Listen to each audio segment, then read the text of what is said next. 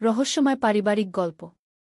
আজ সন্ধ্যায় প্রতিবেশী আন্টি জিজ্ঞেস করল, তোর ছেলের বিয়ে কখন? আর আমার ছেলে সবার সামনে বলে বসল, আমি শুধু মাকেই বিয়ে করব। সন্ধ্যায় বারান্দায় বসেছিলাম, পাশের বাড়ির রিনা আন্টির সাথে গল্প করছিলাম। ছেলে স্নান সেরে বারান্দায় এসে আমাদের সাথে বসল। রিনা আন্টি তাকে দেখে হাসতে হাসতে বলল, কি রে রফিক, এত বড় হয়ে গেছিস, বিয়েথা করবি কখন?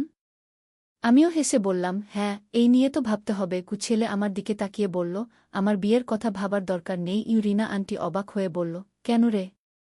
এই বয়সে তো বিয়ে করার কথা। আমি বিয়ে করব তো? ছেলে আমার হাত ধরল।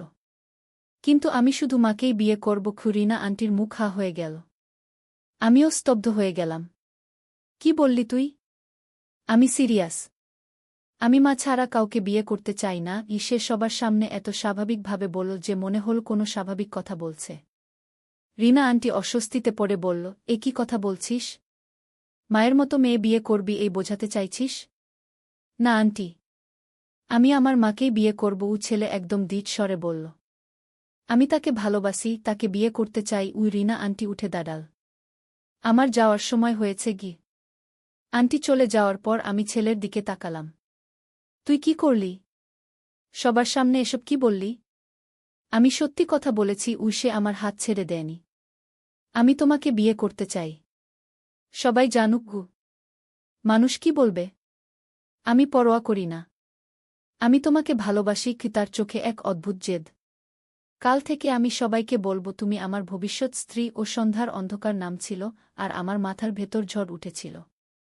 এই গল্পটি সম্পূর্ণ শুনলে আপনাদের পানি অটোমেটিক বের হয়ে যাবে। যত দ্রুত সম্ভব হাতের কাছে টিস্যু নিয়ে বসে পড়ো। বিছানার চাদর যেন নষ্ট না হয় সেটা সম্পূর্ণ খেয়াল রাখার অনুরোধ জানিয়ে গল্পটি এখন শুরু করব। তার আগের সর্বশেষ অনুরোধ, দয়া করে এমন পানি বের করার গল্প নিয়মিত শুনতে আমাদের চ্যানেলটি সকলেই সাবস্ক্রাইব করুন। ধন্যবাদ। হ্যালো বন্ধুরা, আমার নাম প্রিয়াঙ্কা দাস। আমার বয়স ৪১ বছর। আমার স্বামীর নাম সুমিত দাস, বয়স ৪৪ বছর। আমাদের ৩ সন্তান, অর্জুন, তন্বী আর পূর্ণিমা। অর্জুন ১৮ বছর বয়সী, কলেজে পড়ে। তন্বী ১৪ বছর বয়সী, নবম শ্রেণীতে পড়ে। পূর্ণিমা ১০ বছর বয়সী, পঞ্চম শ্রেণীতে যায়। এই ঘটনার ২ দিন পর সকালে ঘুম থেকে উঠে দেখি অর্জুন আমার বিছানার পাশে দাঁড়িয়ে আছে। কি হয়েছে বাবা? আমি ঘুমের ঘোরে জিজ্ঞেস করলাম। মা, আমি তোমাকে কিছু গুরুত্বপূর্ণ কথা বলতে চাই। সে খুব গম্ভীর গলায় বলল। আমি বিছানায় উঠে বসলাম। কি বলবি? মা, আমি সত্যি করেই তোমাকে ভালোবাসি। এটা কোনো মজার কথা না। তার গলায় এক অদ্ভুত আবেগ। আমি জানি মানুষ কি ভাবতে পারে, কিন্তু আমি তোমাকে একজন নারী হিসেবে ভালোবাসি। আমার গলা শুকিয়ে গেল। অর্জুন, তুই কি বলছিস? মা, আমি প্রতিদিন তোমার কথা ভাবি। তুমি যখন হাসো, যখন রান্না করো, যখন আমার যত্ন নাও, সব সময় আমার মন কেমন করে। সে আমার হাত ধরার চেষ্টা করল, কিন্তু আমি সরিয়ে নিলাম। তুই কি অসুস্থ হয়ে গেছিস? এসব কি বলছিস? মা, আমি একদম সুস্থ।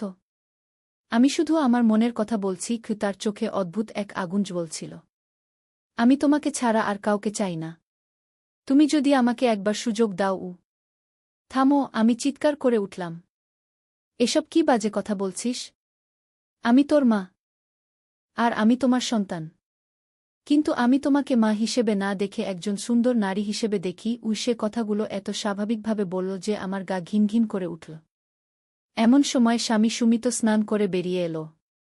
কি হচ্ছে এখানে? এত চিৎকার কেন? সে জিজ্ঞেস করল। অর্জুন সুমিতের দিকে ঘুরে দাঁড়াল। বাবা, আমি মায়ের সাথে একটা গুরুত্বপূর্ণ আলোচনা করছিলাম। সুমিত অবাক হয়ে আমার দিকে তাকাল। কি আলোচনা? আমি মাকে বলছিলাম যে আমি তাকে বিয়ে করতে চাই। অর্জুন একদম সোজাসুজি বলে দিল। সুমিতের চোখ কপালে উঠল। তুই কি বললি? আমি বললাম আমি মাকে বিয়ে করতে চাই। আমি তাকে একজন নারী হিসেবে ভালোবাসি। অর্জুন আরও দৃঢ়ভাবে বলল। সুমিত রাগে ফেটে পড়ল। তুই মাথা খারাপ হয়েছিস? এসব কি বাজে কথা বলছিস? আমি কোনো বাজে কথা বলছি না। আমি সত্যি কথা বলছি। অর্জুনের গলায় কোনো ভয় নেই। আমি আমার সিদ্ধান্তে অটল। সুমিত থাপ্পড় মারতে যাচ্ছিল, কিন্তু অর্জুন তার হাত ধরে ফেল। বাবা, আমার সাথে মারামারি করবেন না। আমি শুধু আমার ভালোবাসার কথা বলেছি। এমন সময় তন্বী আর পূর্ণিমা ঘরে ঢুকল। কি হচ্ছে এখানে? তন্বী জিজ্ঞেস করল। তোর দাদা পাগল হয়ে গেছে কি? সুমিত বলল। আমি পাগল হইনি কি? অর্জুন শান্তভাবে বলল। আমি শুধু সবাইকে জানাচ্ছি যে আমি মাকে বিয়ে করব। তন্বী হাসতে শুরু করল। দাদা, তুমি কি মজা করছ? আমি কোনো মজা করছি না। আমি সিরিয়াস। অর্জুন তন্বীর দিকে তাকাল। আমি মাকে খুব ভালোবাসি। আমি তার স্বামী হতে চাই। পূর্ণিমা কিছু না বুঝেই হাসছিল। দাদা, তুমি তো মায়ের ছেলে। তুমি কিভাবে মাকে বিয়ে করবে? এসব ছোটদের বোঝানোর দরকার নেই, অর্জুন বলল। তারপর আমার দিকে তাকিয়ে বলল, মা, আমি আজ থেকে তোমার স্বামী হিসেবে আচরণ। আমি আর সহ্য করতে পারলাম না। তুই এই বাড়ি থেকে বের হয়ে যা। আমি তোকে আর দেখতে চাই না। আমি কোথাও যাব না। এই বাড়ি আমারও। অর্জুনের গলায় এক ধরনের অদম্য জেদ। আর আমি তোমাকে ছাড়ব না। এই কথার পর আমি ঘর থেকে বের হয়ে এলাম। সুমিত আমাকে অনুসরণ করল। প্রিয়াঙ্কা, ছেলেটার সাথে কি হয়েছে? এসব কি বলছে? আমি জানি না। হঠাৎ করে এসব কেন বলছে? আমার গলা কাঁপছিল। বাকি দিনটা খুব কষ্টে কাটল। অর্জুন আমার পিছু ছাড়ছিল না। আমি যেখানে যাচ্ছি সে সেখানেই এসে হাজির। রান্নাঘরে গেলে সে এসে দাঁড়াচ্ছে। বারান্দায় গেলে সে এসে বসছে। দুপুরে খাওয়ার সময় সে আমার পাশে বসতে চাইল। মা, আমি তোমার পাশে বসবো। তুই তোর জায়গায় বস। আমি বললাম। আজ থেকে আমার জায়গা তোমার পাশে। সে জোর করে আমার পাশে বসে পড়ল। সুমিত রেগে গিয়ে বলল, তুই উঠে যা সেখান থেকে। আমি আমার স্ত্রীর পাশে বসেছি। আপনি কিছু বলতে পারবেন না। অর্জুন খুব শান্তভাবে বলল। খাওয়ার সময় সে আমার প্লেট থেকে খেতে চাইল। মা, তোমার হাত থেকে খেতে দাও। তুই কি করছিস? আমি তার হাত সরিয়ে দিলাম। স্বামী স্ত্রী একসাথে একই প্লেট থেকে খায়। আমরাও তাই করব। সে আমার প্লেট থেকে এক চামচ ভাত মুখে দিল। আমার আর খেতে ইচ্ছে করল না। আমি উঠে চলে গেলাম। বিকেলে অর্জুন আমার ঘরে এসে দরজা বন্ধ করে দিল। মা, আমাদের একা কথা বলতে হবে। দরজা খোল। আমাদের একা কথা বলার কিছু নেই। আমি ভয় পেয়ে গেলাম। মা, আমি তোমাকে সত্যিই ভালোবাসি। আমার ভালোবাসা তুমি বুঝতে চাও না কেন? সে আমার কাছে এগিয়ে এলো। তুই দূরে থাক। আমার কাছে আসিস না। আমি পিছু হটলাম।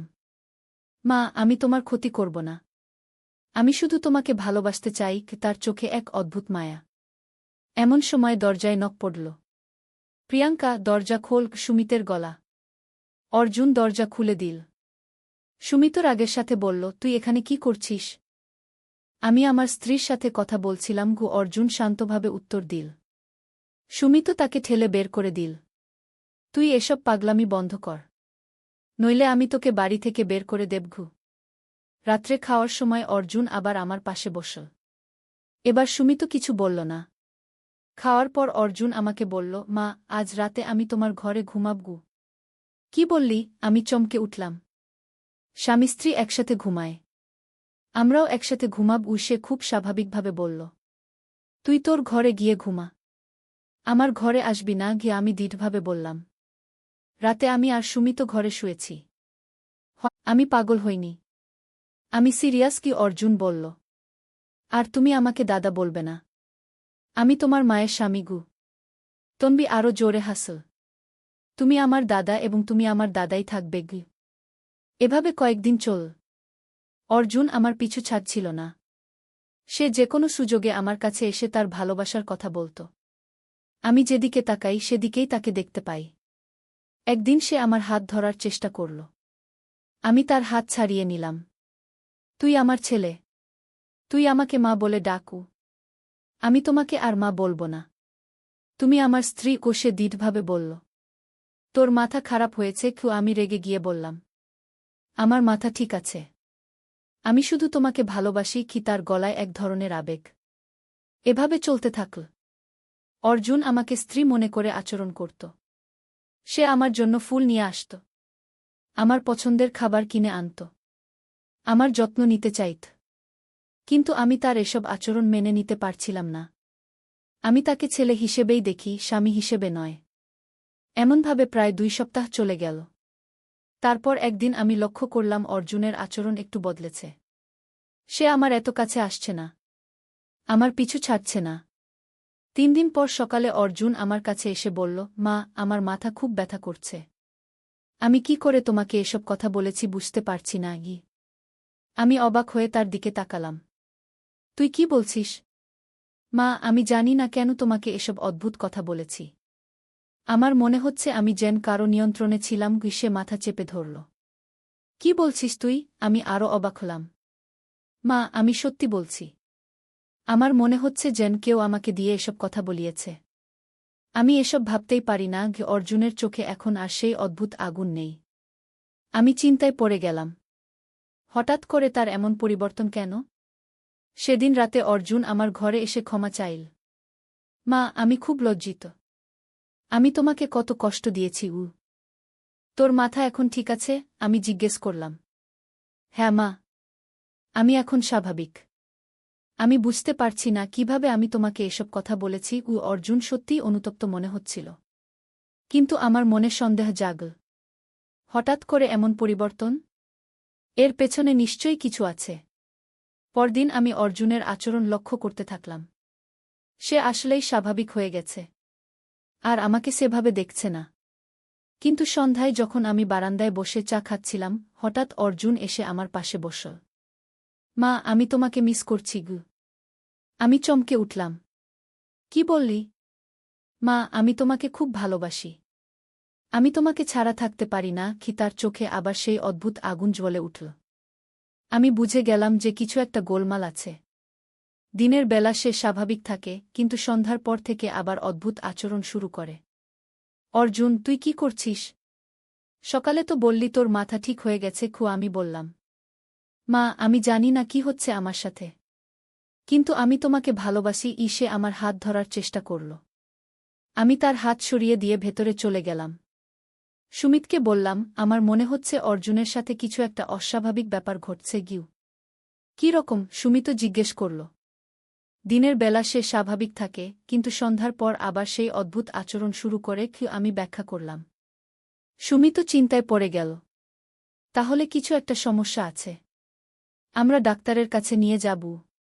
পরদিন সকালে আমরা অর্জুনকে একজন মানসিক রোগের ডাক্তারের কাছে নিয়ে গেলাম। ডাক্তার তার সাথে অনেকক্ষণ কথা বললেন।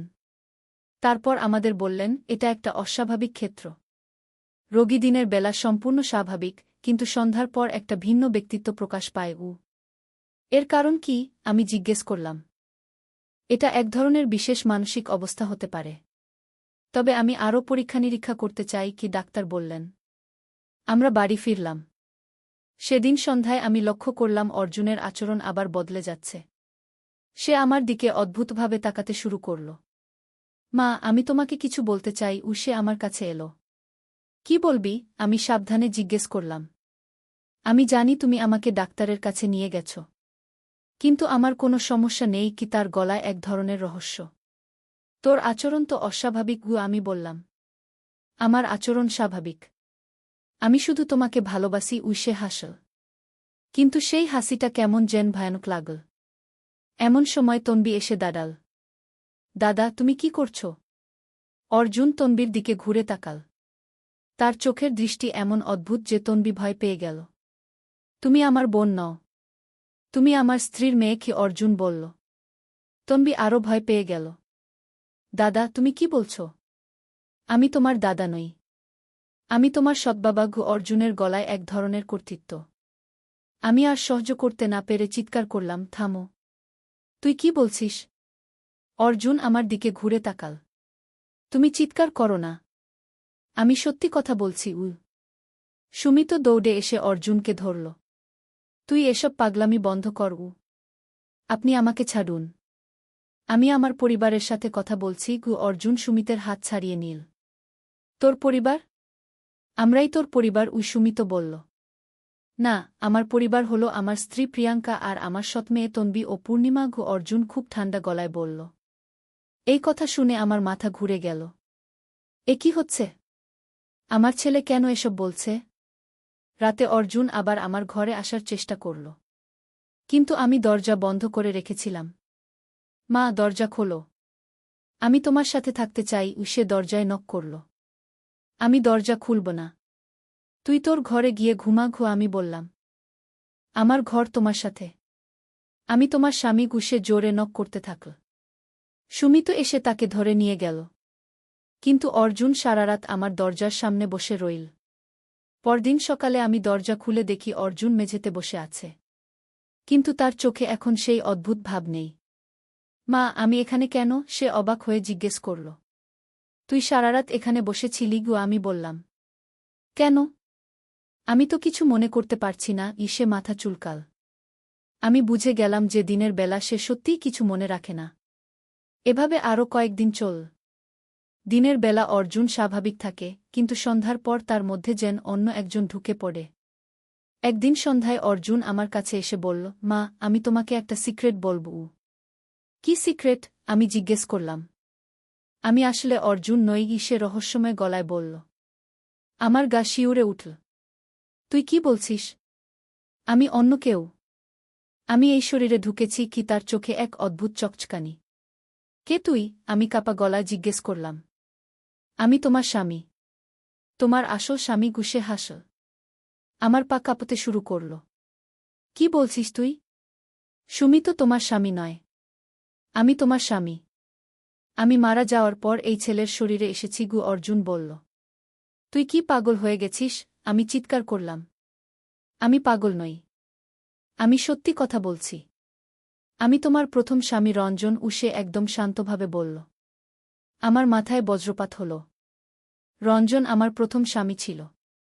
অর্জুনের জন্মের 1 বছর পর সে একটা দুর্ঘটনায় মারা যায়। তারপর আমি সুমিতকে বিয়ে করি। রঞ্জন মারা গেছে 20 বছর আগে। আমি কাপা গলায় বললাম। আমি মরিনি। আমি তোমাদের পাশেই ছিলাম। কিন্তু এখন আমি এই ছেলের শরীরে ঢুকেছি তোমার কাছে ফিরে আসার জন্য। সে আমার হাত ধরার চেষ্টা করল। আমি তার হাত ছাড়িয়ে নিলাম। তুই মিথ্যে বলছিস। তুই অর্জুন। আমি অর্জুন নই। আমি রঞ্জন। তুমি আমাকে চিনতে পারছ না? তার চোখে অদ্ভুত আবেগ। এমন সময় সুমিত এসে দাঁড়াল। কি হচ্ছে এখানে? অর্জুন সুমিতের দিকে তাকাল। তুমি কে? তুমি এই বাড়িতে কি করছ? আমি এই বাড়ির কর্তা। আমি প্রিয়াঙ্কার স্বামী। সুমিত বলল। তুমি তার স্বামী নও। আমি তার স্বামী। তুমি একজন অপরিচিত লোক। অর্জুনের গলা রাগ। সুমিত অবাক হয়ে আমার দিকে তাকাল। ও কি বলছে? ও বলছে ও রঞ্জন। ও বলছে ও অর্জুনের শরীরে ঢুকেছে। আমি কাঁপতে কাঁপতে বললাম। সুমিতের চোখ বড় হয়ে গেল। কি বলল? আমি রঞ্জন। আমি প্রিয়াঙ্কার প্রথম স্বামী। আমি মারা যাওয়ার পর আমার স্ত্রী আর ছেলেকে দেখাশোনা করার জন্য তোমাকে ধন্যবাদ। কিন্তু এখন আমি ফিরে এসেছি। অর্জুন সুমিতের দিকে তাকিয়ে বলল। সুমিত রেগে গিয়ে বলল, তুই পাগল হয়ে গেছিস। রঞ্জন মারা গেছে অনেক আগে। আমি মরিনি। আমি শুধু অদৃশ্য হয়েছিলাম। এখন আমি দৃশ্যমান হয়েছি। অর্জুন শান্তভাবে বলল। তুই আমার ছেলে অর্জুন। তুই রঞ্জন নিস কি? সুমিত জোর দিয়ে বলল। আমি তোমার ছেলে নই। অর্জুন আমার ছেলে। আমি তার বাবা রঞ্জন। অর্জুন দৃঢ়ভাবে বলল। এই কথাবার্তা শুনে আমার মাথা গুলিয়ে গেল। এ কি হচ্ছে? আমার ছেলে কেন এসব বলছে? সুমিত অর্জুনকে ডাক্তারের কাছে নিয়ে যেতে চাইল। কিন্তু অর্জুন যেতে রাজি হল না। আমার কোনো সমস্যা নেই। আমি একদম সুস্থ। আমি শুধু আমার স্ত্রীর কাছে ফিরে এসেছি। সে বলল। রাতে অর্জুন আমার ঘরের দরজার সামনে বসে রইল। প্রিয়াঙ্কা, আমি রঞ্জন। তুমি আমাকে চিনতে পারছ? আমরা কত সুখে ছিলাম। আমাদের ছোট্ট অর্জুন, আমাদের ছোট্ট সংসার। তার কণ্ঠে এমন আবেগ যে আমার চোখে পানি এসে গেল। রঞ্জনের কথা মনে পড়ে গেল। তুমি মনে করো আমাদের প্রথম রাতের কথা? তুমি কত লজ্জা পেয়েছিলে। আমাদের হানিমুনের কথা মনে আছে? সে বলতে থাকল। আমার হৃদয়ে কেঁপে উঠল। এসব কথা শুধু রঞ্জনই জানত। আমাদের অর্জুন যখন প্রথম হাঁটতে শিখেছিল তুমি কত খুশি হয়েছিলে। আমি তোমাকে কোলে নিয়ে নেচেছিলাম কি? তার গলার স্মৃতিকাতরতা। এসব কথা শুনে আমার ভেতরটা কেঁপে উঠল। এই ঘটনাগুলো সত্যি ছিল। প্রিয়াঙ্কা, আমি জানি তুমি আমাকে চিনতে পারছ। আমি তোমার রঞ্জন। আমি ফিরে এসেছি কি? তার গলায় এক গভীর ভালোবাসা। আমি দরজা খুলে দিলাম। অর্জুনের মুখের দিকে তাকালাম। সত্যিই কি রঞ্জনের ছায়া দেখতে পাচ্ছি? তুমি সত্যি রঞ্জন? আমি কাপা গলা জিজ্ঞেস করলাম। হ্যাঁ প্রিয়াঙ্কা। আমি তোমার রঞ্জন। আমি তোমার কাছে ফিরে এসেছি। সে আমার দিকে হাত বাড়াল। আমি তার হাত ধরলাম। সেই স্পর্শে কেন জানি রঞ্জনের অনুভূতি পেলাম। কিন্তু তুমি তো মারা গেছো। আমি বললাম। আমি মরিনি। আমি শুধু অন্য জগতে চলে গিয়েছিলাম। কিন্তু তোমাদের খোঁজ নিতাম। আমি দেখেছি সুমিত তোমাদের যত্ন নিয়েছে। তার জন্য আমি কৃতজ্ঞ। কিন্তু এখন আমি ফিরে এসেছি। সে আমার হাত চেপে ধরল। আমার মাথা গুলিয়ে গেল। এ কি সত্যি? নাকি আমি স্বপ্ন দেখছি? প্রিয়াঙ্কা, তুমি আমাকে বিশ্বাস করো। আমি তোমার রঞ্জন। তার চোখে অকুণ্ঠ ভালোবাসা। কিন্তু পরদিন সকালে আমি দেখলাম অর্জুন আবার স্বাভাবিক হয়ে গেছে। সে কিছুই মনে করতে পারছে না। মা, গতকাল রাতে কি হয়েছিল? আমার কিছু মনে নেই, সে বলল। আমি তাকে কিছু বললাম না। কিন্তু আমার মনে হাজারো প্রশ্ন। এভাবে আরও কয়েকদিন চল। দিনের বেলা অর্জুন স্বাভাবিক, রাতে সে যেন রঞ্জন হয়ে যায়।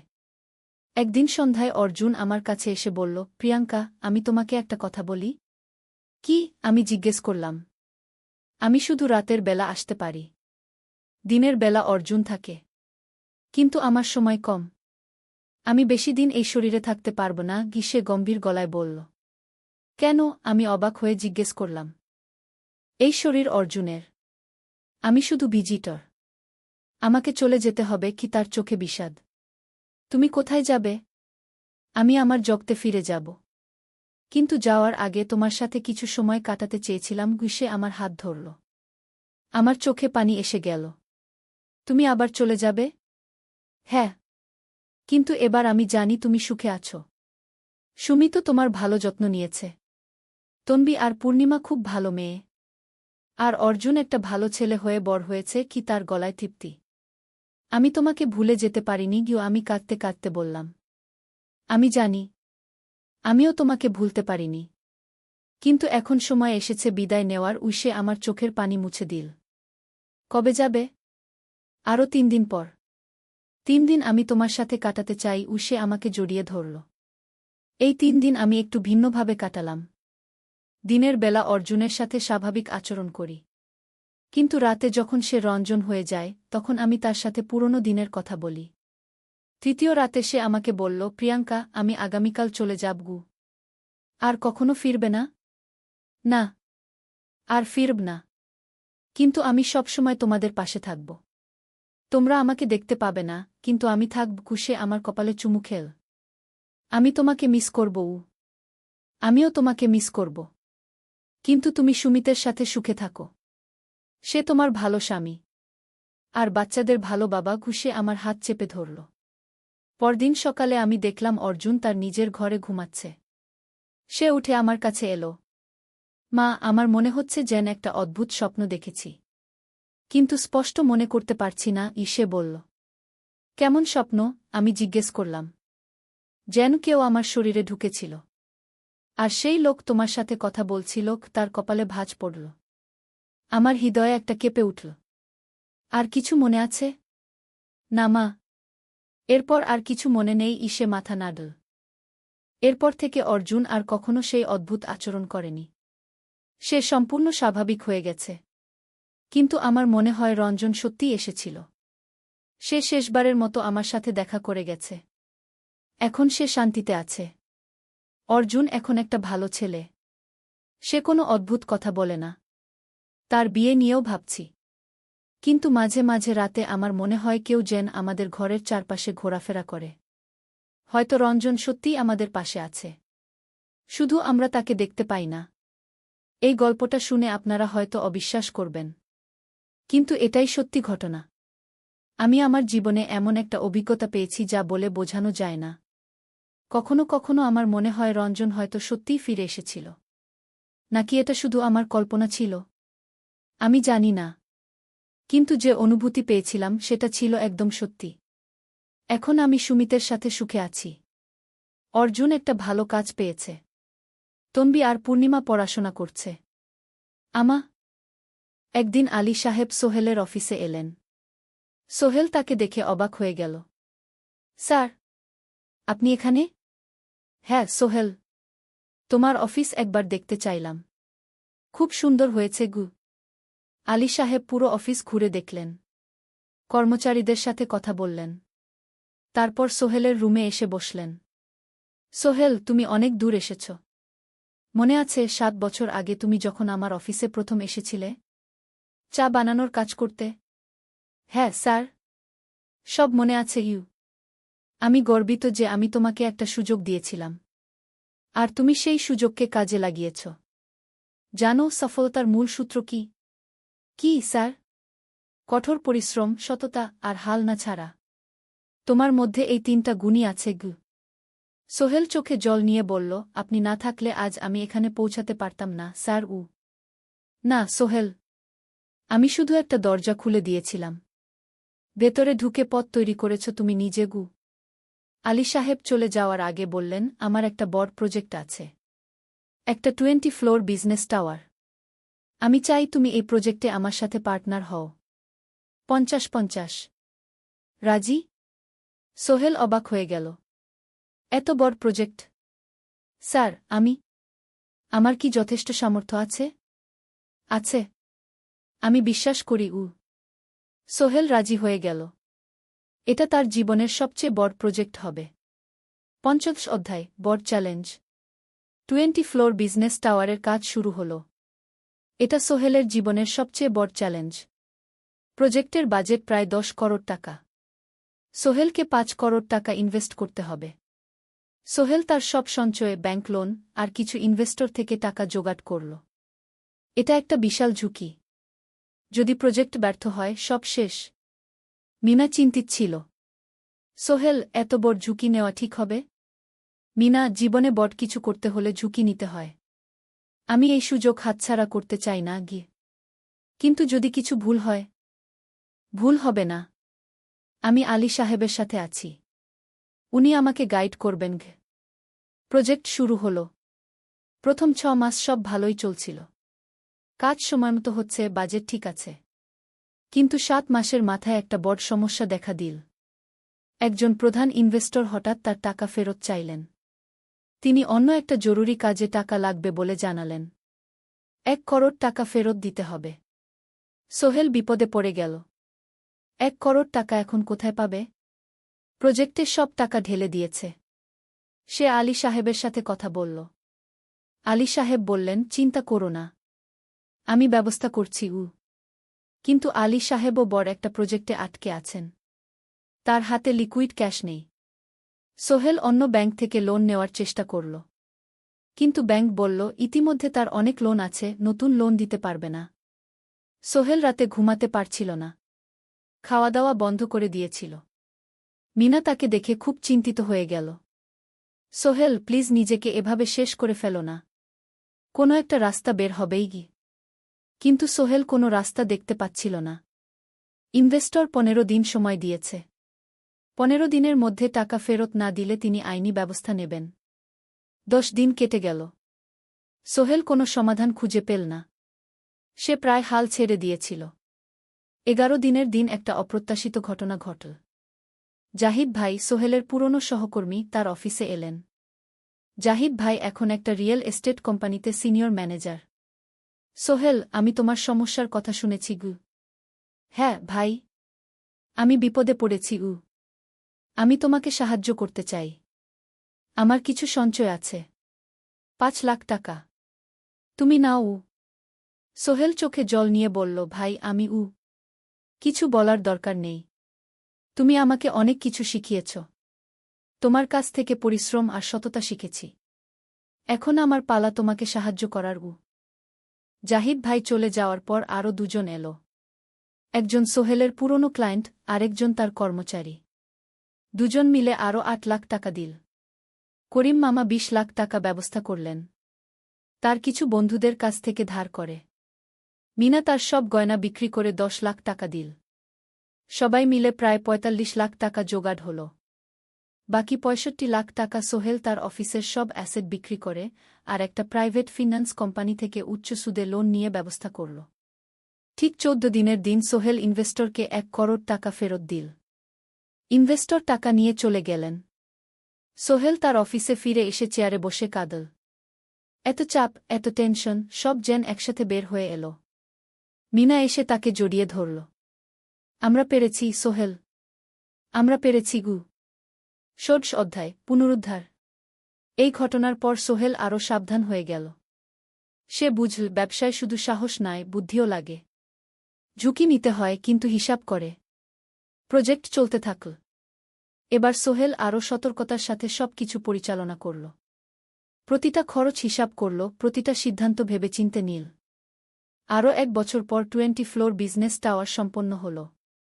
চমৎকার বিল্ডিং। শহরের অন্যতম সুন্দর ভবন। বিল্ডিংয়ের উদ্বোধন অনুষ্ঠানে শহরের মেয়র এলেন। অনেক ব্যবসায়ী, সাংবাদিক এল। সোহেলের নাম পত্রিকা ছাপা হল। স্বপ্নের শহরে এক তরুণ উদ্যোক্তার সফলতার গল্পও। প্রজেক্ট থেকে সোহেলের লাভ হল প্রায় 2 করোড় টাকা। এই টাকা দিয়ে সে সব ঋণ শোধ করল। জাহিদ ভাইয়ের টাকা ফেরত দিল। করিম মামার ঋণ শোধ করল। যারা সাহায্য করেছিল সবাইকে টাকা ফেরত দিল। মিনার জন্য নতুন গয়না কিনল। আরও সুন্দর। তার মাকে গ্রামে একটা নতুন পাকা বাড়ি বানিয়ে দিল। মা কাঁদতে কাঁদতে বললেন, তোর বাবা বেঁচে থাকলে কত খুশি হতো। তুই আমার সব স্বপ্ন পূরণ করেছিস গে। সোহেল নিজেদের জন্য একটা ফ্ল্যাট কিনল। 4 রুমের ফ্ল্যাট, সমুদ্রের কাছে। এখন আর ভাড়া বাড়িতে থাকতে হয় না। সপ্তদশ অধ্যায়, প্রতিদান। সোহেল এখন একজন প্রতিষ্ঠিত উদ্যোক্তা। কিন্তু সে তার শেখ ভোলেনি। যে গ্রাম থেকে সে এসেছে, যারা তাকে সাহায্য করেছে, কাউকেই ভোলেনি। সে তার গ্রামে একটা স্কুল বানিয়ে দিল। সোহেল ফাউন্ডেশন স্কুল কো গরিব ছেলেমেয়েরা ফ্রিতে পড়তে পারবে। ভালো শিক্ষক নিযোগ দিল। ভালো পড়াশোনার ব্যবস্থা করল। শহরে একটা ফ্রি মেডিকেল ক্লিনিক খুলল। গরিব মানুষরা ফ্রিতে চিকিৎসা পাবে। প্রতি বছর 10 জন মেধাবী কিন্তু গরিব ছাত্রছাত্রীকে স্কলারশিপ দেওয়া শুরু করল। তারা বিনামূল্যে পড়াশোনা করতে পারবে। একদিন একটা টিভি চ্যানেল সোহেলের ইন্টারভিউ নিতে এল। আপনার সফলতার গোপন সূত্র কি? সোহেল একটু ভেবে বলল, কঠোর পরিশ্রম, সততা আর হাল না ছাড়া।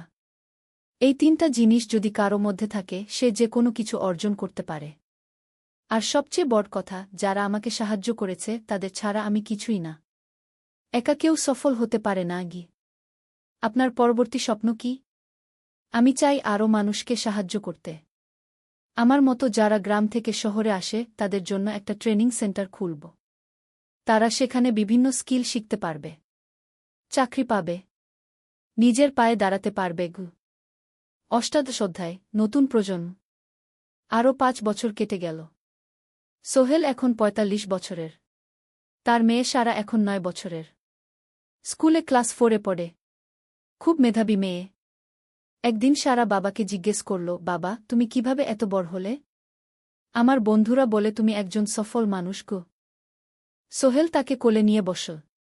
বাবা, তুমি জানো তোমার দাদু ছিলেন একজন স্কুল শিক্ষক। খুব সৎ মানুষ। কিন্তু আমরা গরিব ছিলাম। আমি রিকশা চালাতাম গো। রিকশা? সত্যি? হ্যাঁ। তারপর আমি এই শহরে এলাম। অনেক কষ্ট করেছি। কিন্তু হাল ছাড়িনি। মানুষ আমাকে সাহায্য করেছে। আর আমি কঠোর পরিশ্রম করেছি। বাবা, আমিও কি তোমার মতো হতে পারব? অবশ্যই পারবে বাবা। তবে মনে রেখো, সফলতা মানে শুধু টাকা পয়সা না। সফলতা মানে ভালো মানুষ হওয়া। অন্যদের সাহায্য করা। সৎ থাকা গু। সারা মাথা নাডল। আমি ভালো মানুষ হব বাবাগু। সোহেল তার মেয়েকে জড়িয়ে ধরল। মনে মনে ভাবল, তার জীবনের সব কষ্ট সার্থক হয়েছে। মিনা রান্নাঘর থেকে ডাকল, খাবার তৈরি। এসো। সোহেল সারাকে নিয়ে ডাইনিং টেবিলে গেল। ঋতু এসেছে। সে এখন বিয়ে করেছে, তার একটা ছেলে হয়েছে। সোহেলের মা মাঝে মাঝে চট্টগ্রামে বেড়াতে আসেন। আজও এসেছেন। সবাই মিলে খেতে বসল। হাসিগল্পে ভরা পরিবার। সোহেল তাকাল তার মায়ের দিকে, মিনার দিকে, সারার দিকে, ঋতুর দিকে। মনে হল, জীবনে আর কি চাই? খাওয়া শেষে সবাই বসে রইল। গল্প করছিল। হঠাৎ সোহেলের ফোন বাজল। অফিস থেকে। একটা জরুরি বিষয়। সোহেল ফোন রেখে দিয়ে মিনাকে বলল, একটা নতুন প্রজেক্টের প্রস্তাব এসেছে। একটা এতিমখানা বানানোর কাজ। সরকারি প্রজেক্ট। তুমি নেবে? অবশ্যই। এটা আমার স্বপ্নের প্রজেক্ট। যেসব বাচ্চাদের বাবা মা নেই তাদের জন্য একটা সুন্দর জায়গা। মিনা হাসল। তুমি কখনো বদলাও না। এখনো অন্যদের কথা ভাবো। এটাই তো জীবন, মিনা। শুধু নিজের জন্য বাঁচলে কি হবে? 49 অধ্যায়, উত্তরাধিকার। 10 বছর আরও কেটে গেল। সোহেল এখন 55 বছরের। তার চুলে পাক ধরেছে। কিন্তু শক্তি এখনও আগের মতোই।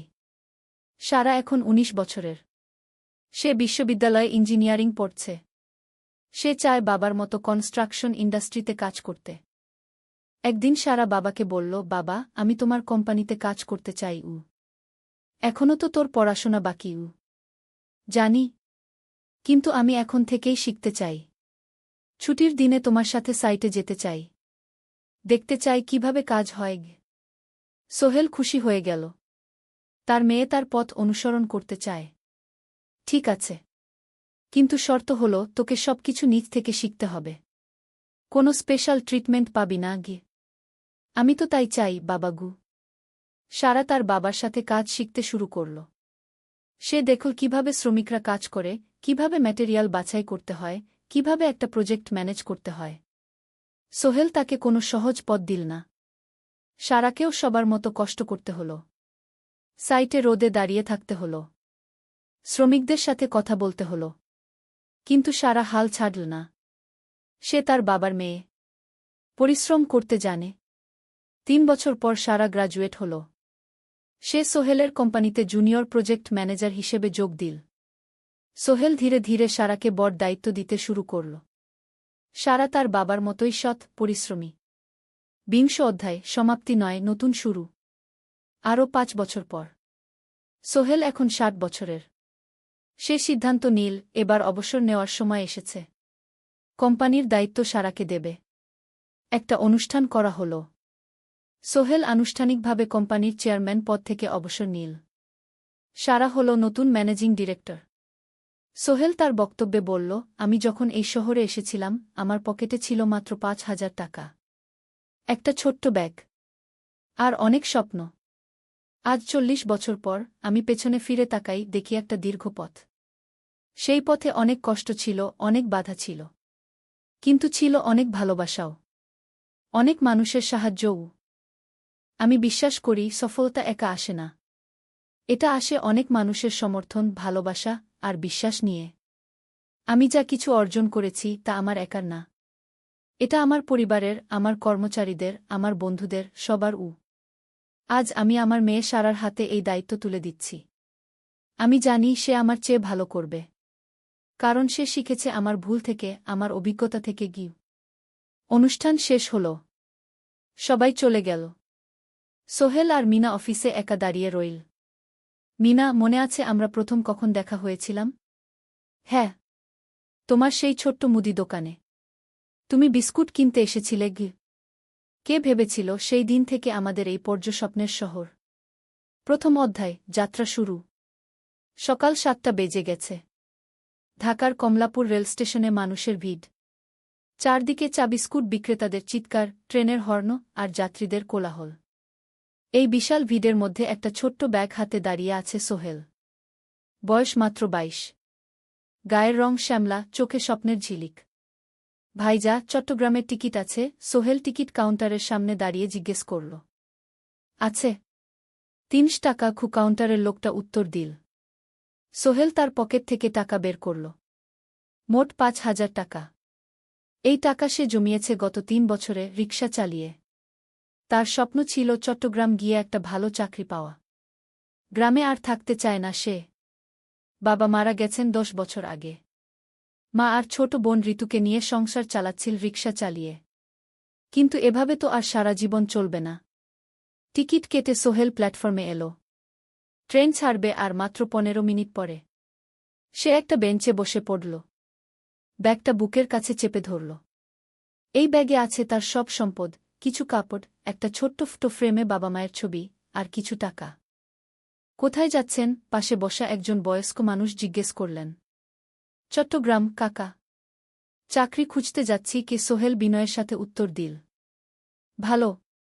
তবে শহরে সাবধানে থাকবেন। শহর মানে অনেক সুযোগ, কিন্তু অনেক ফাঁদও আছে, বয়স্ক লোকটা বললেন। সোহেল মাথা নাড়ল। সে জানে শহরের জীবন সহজ না। কিন্তু তার কোনো বিকল্প নেই।